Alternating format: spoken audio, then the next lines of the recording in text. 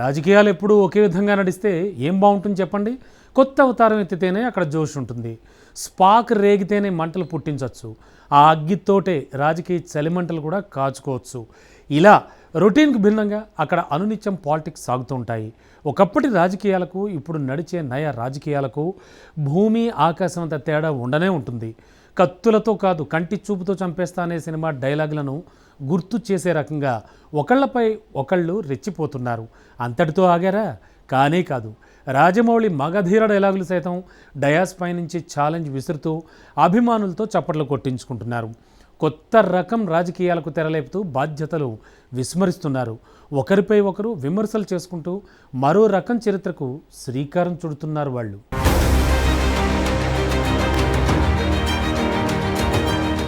ఆది నారాయణరెడ్డి కాదు, అతను సోది నారాయణరెడ్డి. మేం పెట్టిన భిక్షతో ఎమ్మెల్యే అయిన ఆయన సోయి లేకుండా మాట్లాడుతున్నారు. పులివెందుల జనాన్ని రెచ్చగొట్టే విధంగా ప్రవర్తిస్తున్నారు. ఇంటిలోకొచ్చి కూర్చుంటే అప్పుడు తెలుస్తోంది. ఇవి Kadapa YCP MP YS Avinash Reddy ఒకానొక సందర్భంలో మాట్లాడిన మాటలు. ఉమ్మడి కడప జిల్లాలో ఇప్పుడు వైసీపీ ఒకవైపు, కూటమి పార్టీలు మరోవైపు. ఈ రెండు వర్గాల మధ్య మాటల మంటలు ఇంతెత్తున ఎగిసిపడుతున్నాయి. ఒకరికొకరు ఏమాత్రం తగ్గకుండా ఎవరికి వారు అస్త్రాలను సంధించుకుంటున్నారు. హద్దులేని విమర్శలతోటి రెచ్చగొట్టే ధోరణిలో ఒకరిపై ఒకరు ఏమాత్రం తగ్గకుండా నువ్వెంత అంటే నీ కథ ఏంటి అన్న రీతిలో దుమ్మెత్తిపోసుకుంటున్నారు.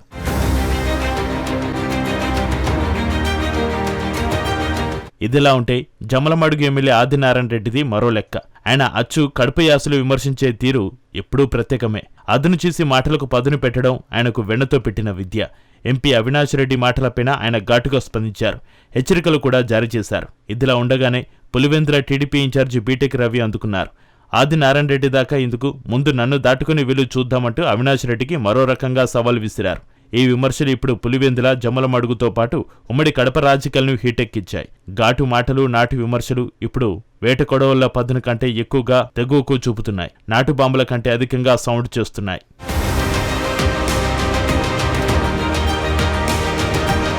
ఇదిలా ఉండగా కడపలో మహిళా ఎమ్మెల్యే రెడ్డప్ప గారి మాధవిది మరో లెక్క.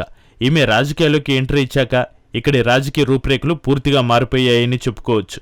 ప్రత్యర్థి వర్గాలను లెక్క చేయకుండా శివంగిలా దూకుడు ప్రదర్శిస్తూ ఉంటారు. పట్టుబట్టి వైసీపీ వర్గానికి చెందిన సురేష్ బాబును మేయర్ పదవికి ఉద్వాసన చెప్పించారు.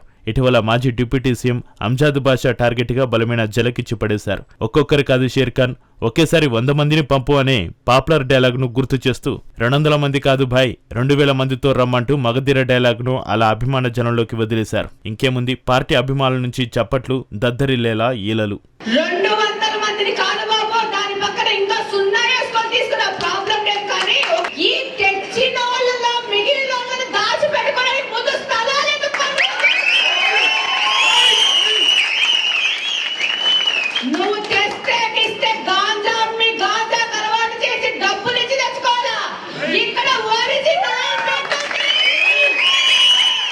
ఇక మాజీ డిప్యూటీ సీఎం అంజద్ బాషా తగ్గారా అంటే అస్సలు తగ్గలేదు సరికదా. 2000 మందితో వస్తా, మీ దండుపాలెం బ్యాచ్ అంతు తెలుస్తా అంటూ కౌంటర్ ఇచ్చారు. ఇలా కడప రాజకీయాలు శుతిమెత్తటి మాటలు, విమర్శలతో కాకుండా ఈటెలాంటి పదునైన పరుష పదజాలంతో ఆకాశానంటుతున్నాయి. ఇలా విమర్శలు చేస్తున్న వారంతా బాధితులైన ప్రజాప్రతినిధులైనప్పటికీ దాదాపుగా వాళ్ళ అసలు బాధితులు విస్మరిస్తున్నారని పలువురు రాజకీయ మేధావుల విశ్లేషణ. ప్రాంతాన్ని, పార్టీని సద్విమర్శలతో బలోపేతం చేసుకోవాలి తప్పితే వ్యక్తిగతమైన ధోరణిలో ఒక అడుగు ముందుకేసి సవాళ్లు ప్రతి సవాళ్లు విసురుకోవడం ఏంటిదనేదే విశ్లేషకుల అసలు ప్రశ్న.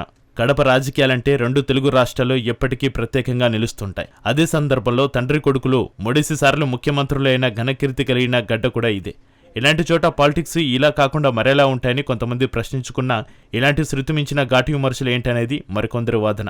ఇలాంటి పరిస్థితుల్లో కూటమి నేతలు మరో 3 ఏళ్లకు పైగా అధికారంలో ఉండనే ఉంటారు. అలాగే వైసీపీ ప్రతిపక్షం కానీ వైరి పక్షంలో ఉండనే ఉంటుంది. ఈ తతిమ సమయాన మరిన్ని హాట్ కామెంట్స్ ఆ నేతల నోటి నుంచి ఊడిపడతాయో కళ్ళారా చూడాల్సిందే, చెవులారా వినాల్సిందే.